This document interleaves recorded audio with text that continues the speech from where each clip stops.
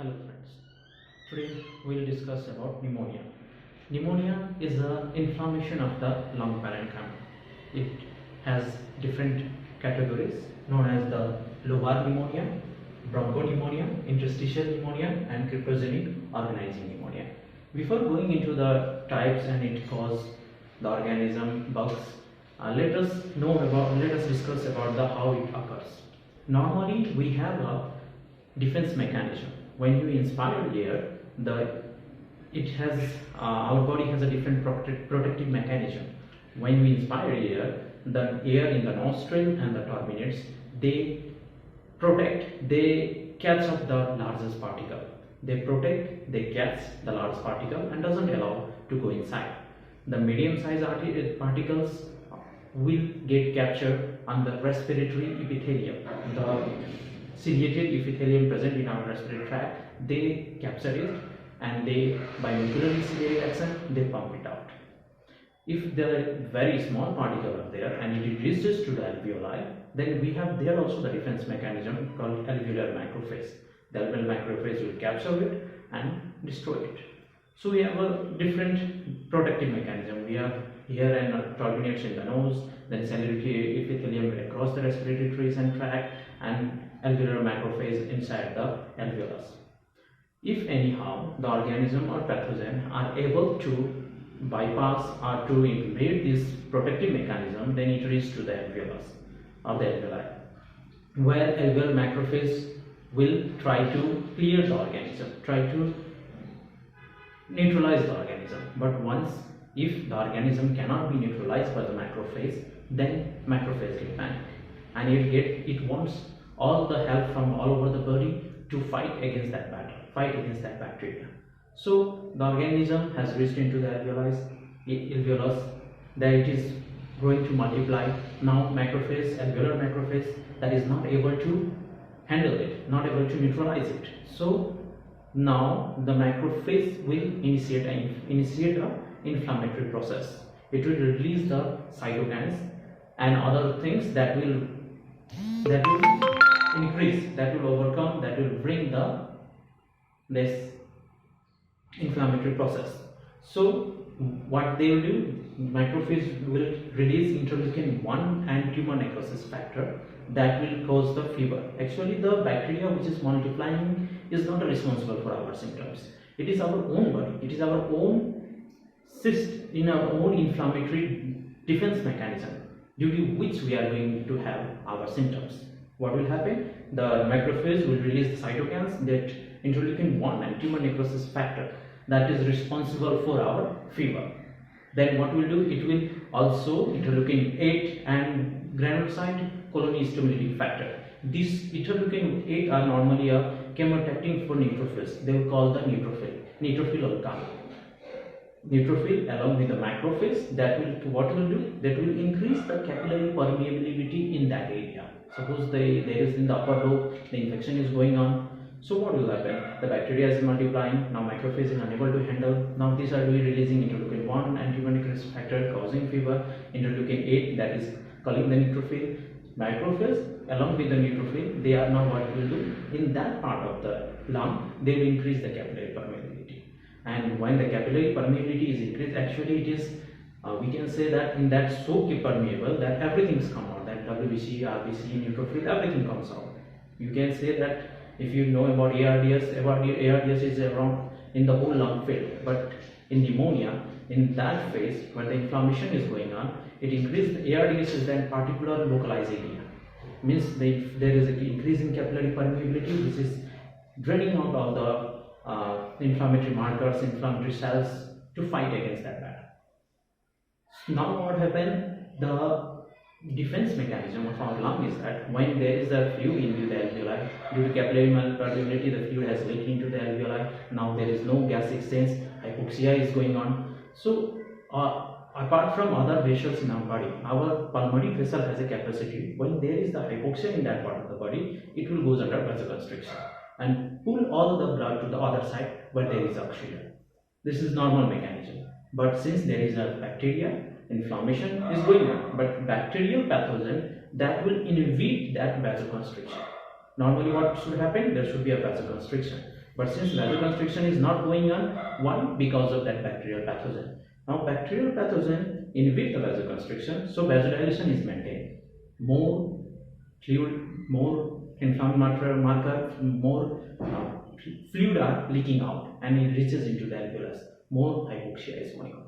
This hypoxic drive increasing our respiratory effort, leading to hyperventilate, increase the respiratory rate, and also leading to the respiratory alkalosis. So this is the mechanism what is going on to fight. This is the fight of our body and the pathogen whole process. When you divide it into the stages, it can be divided as stage of congestion, stage of red hepatization, stage of gray hepatization, and stage of resolution. So there are 4 stages of pneumonia. If it is a process that this goes through. In initial stage, when the capillary is leaking, everything comes out, there is an edema, it is a stage of congestion.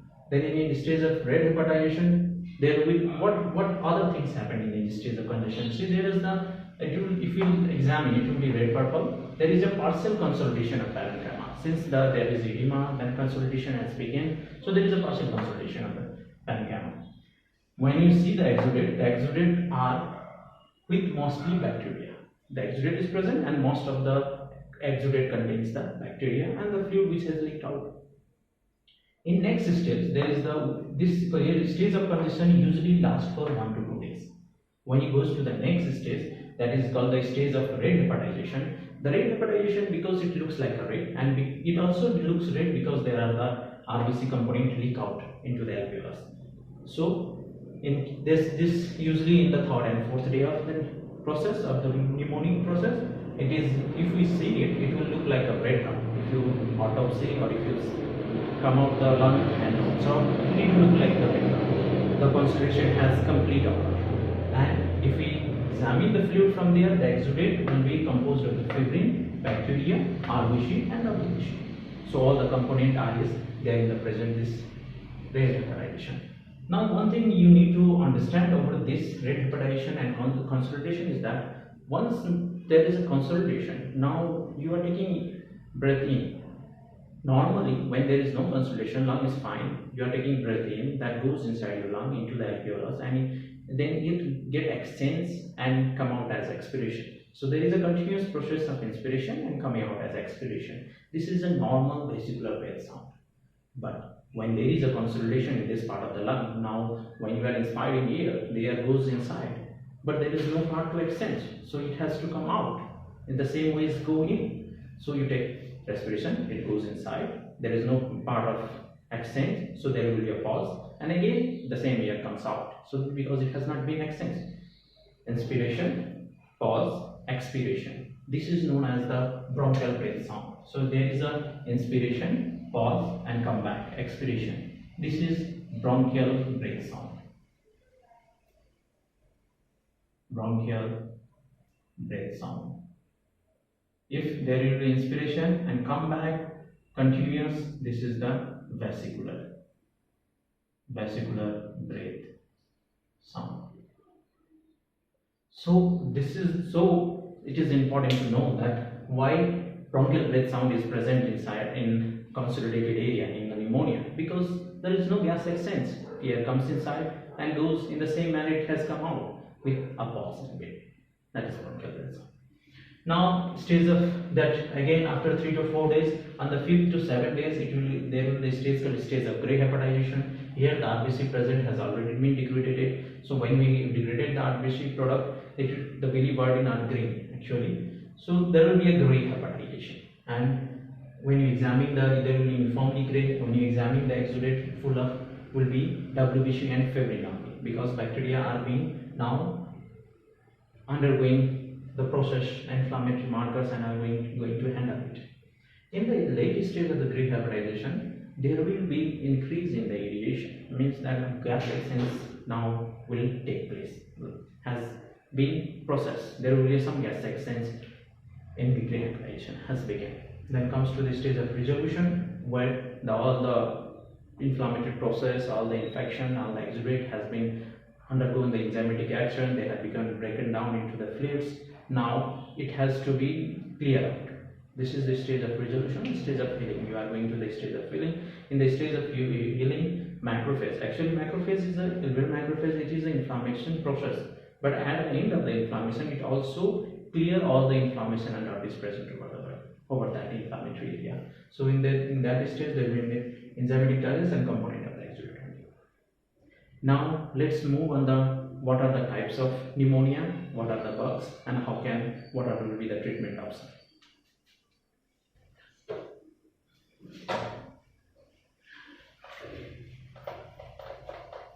Since we know that pneumonia can be classified into the lobar pneumonia, then there will be the bronchopneumonia and interstitial pneumonia, and another is the cryptogenic organizing pneumonia. Let's discuss one by one. That is the lobar pneumonia. Lobar pneumonia means there are lobes in our lungs.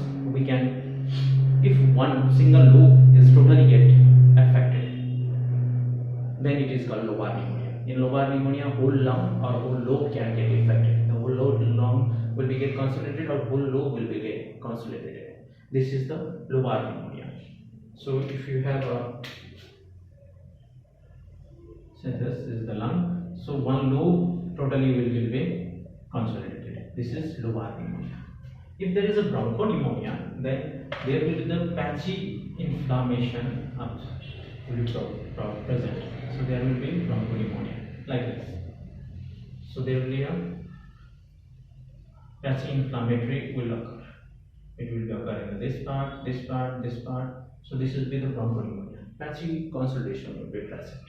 And in interstitial pneumonia, there will also be the patchy consolidation. The thing is that in lobar pneumonia, this intra-alveolar is this. Alveolar is this. Is get infected. There is an exudate. In case of the bronchopneumonia, we are seeing the bronchioles with adjacent alveoli.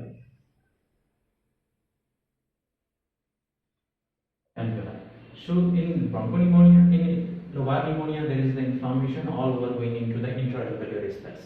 In case of bronchopneumonia, the bronchioles get affected. Inflammation is going on the bronchioles with adjacent alveoli. Whereas in the interstitial pneumonia, the alveolar interstitial space, alveolar wall, interstitial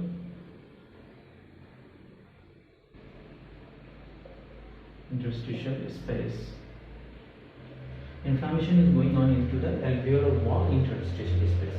So there are no much hypoxia and patient is walking and talking.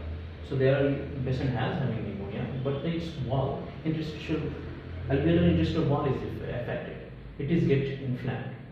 There will be mild symptoms, but patient will be non-hypoxic and he will be walking and talking. So it is also known as the walking pneumonia or atypical pneumonia. Whereas there is another pneumonia called the cryptogenic organizing pneumonia. It is a non-infectious cause. Pneumonia due to non-infectious cause is known as the cryptogenic organizing pneumonia. Its also other name is bronchiolitis obliterans or organizing pneumonia. What happened? It is normally due to the non-infectious cause, and the reason will be the inflammation of the bronchioles and the surrounding structure. There is another term called secondary organizing pneumonia that occurs usually due to the connective tissue disorder. Suppose anybody have a rheumatic arthritis and there is the pneumonia associated. It is a non-infectious cause and it is termed as secondary organizing pneumonia. We may have the interstitial interstitial wall infection or damage due to some drugs like amiodarone. That is also linked to the cryptogenic organizing pneumonia. Even we have hypersensitive pneumonitis and other features are there. Let's discuss about this pathological pneumonias and its organism. That is more important because that leads to the treatment options to us. So normally what happens is we have lobar pneumonia, bronchopneumonia, and interstitial pneumonia. The commonest organism to cause the lobar pneumonia is Streptococcus pneumoniae. So when you think about a person coming from the community, he is having the features of pneumonia, tachypneic, he is producing cough, there is the fever, leukocytosis present. If you are saying he is tachypneic, he is from the community. Actually, one thing you should understand what is community. Community acquired infection means a person is in the community and he has not been exposed to the antibiotics in the community or been hospitalized within the 90 days. Actually, the normal flora which is present in our body takes minimum of 3 months, 90 days to 6 months to get overchanged. So when you get admitted and you have acquired the hospital bugs in your body, now it will takes around minimum 90 days to get the normal bugs. There will be the resistant bug of the hospital in your body till 90 days. So it takes turnover time of 90 days. Because of that, you should remember this duration time, this timeline.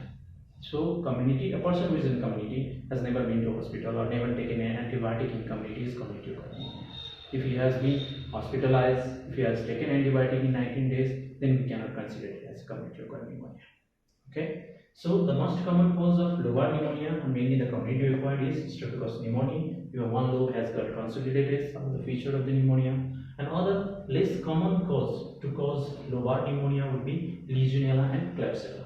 Means Klebsiella pneumoniae and Legionella pneumonia, pneumophilia, the same.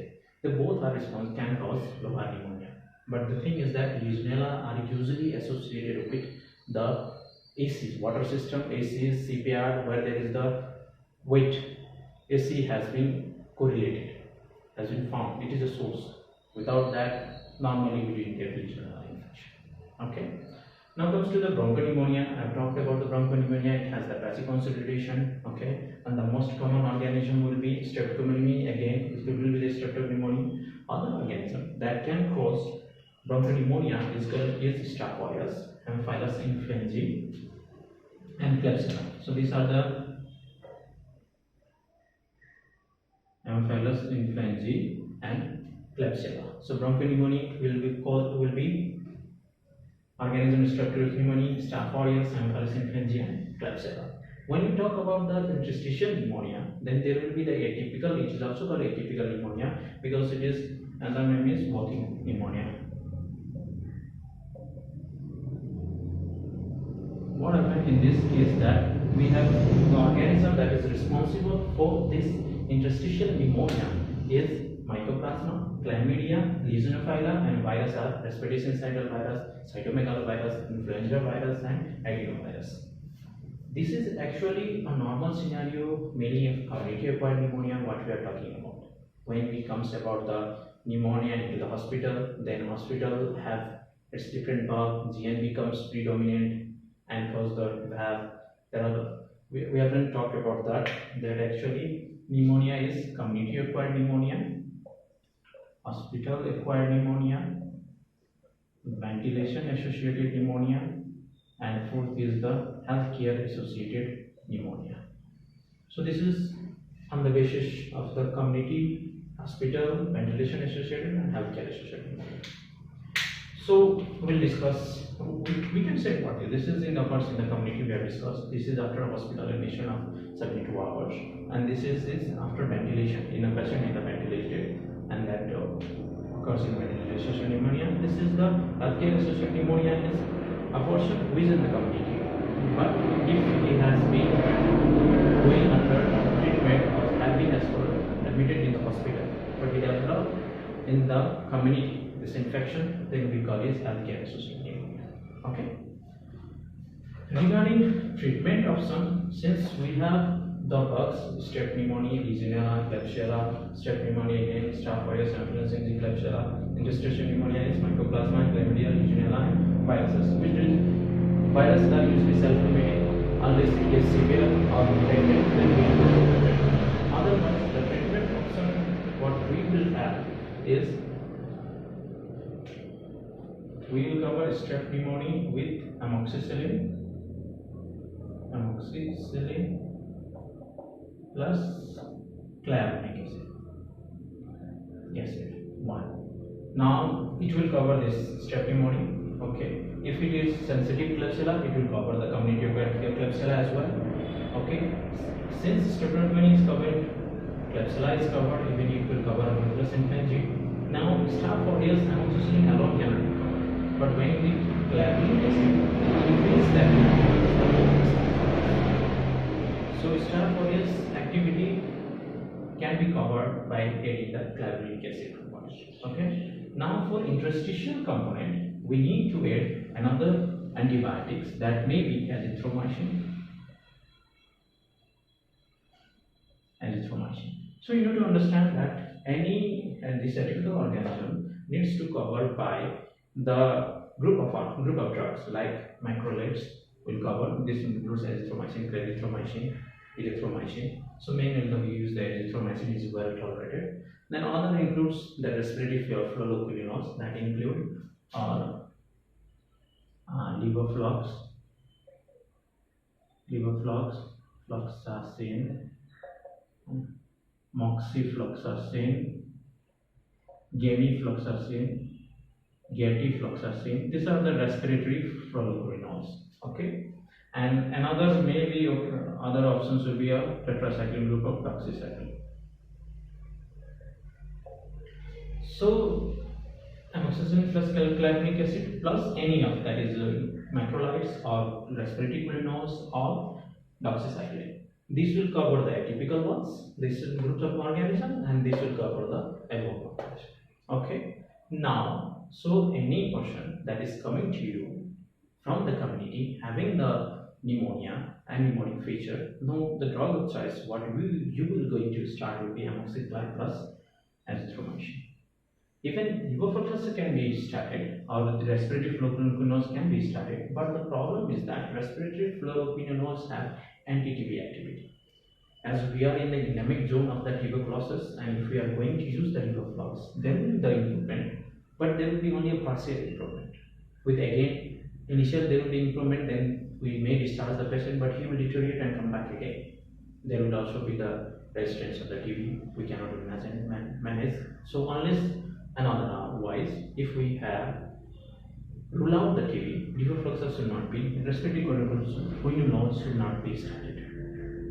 That's we should keep in mind. Although it has a very beneficial effect, it will levoflox will cover your strep pneumonia, it will cover your negative scores as well, it will even cover your atypical ones. So they are covering a lot of things, but due to the endemic region and having the anti-TB activity, we may miss the TB or we may partially treat the TB. Because of that, the best choice will be of community acquired pneumonia, amoxicillin plus azithromycin. That's it. Thank you.